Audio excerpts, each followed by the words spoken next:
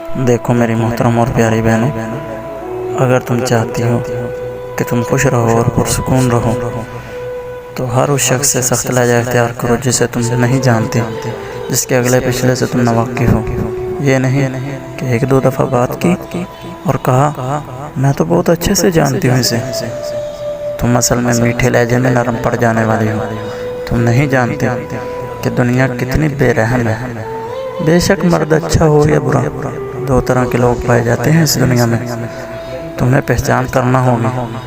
صرف اس انسان سے نرم لہجہ اختیار کرو جو تمہارا محرم ہے، تمہارا محافظ ہے۔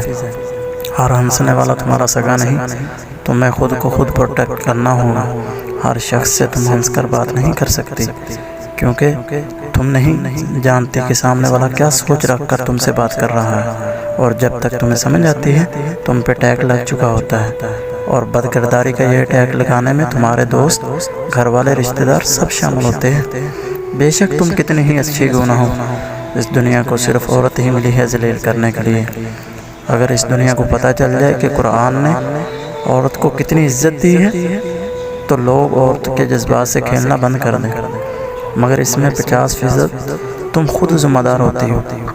تمہیں لگتا ہے کہ اگلا اچھا ہے تو تم اس سے ہنس کر بات کر لیں گے، لیکن تم کیوں بول بیٹھی ہو کہ تم ہوا کی بیٹی ہو؟ تمہیں پتہ ہونا چاہیے کہ سب ایک جیسے نہیں، سب اچھے نہیں۔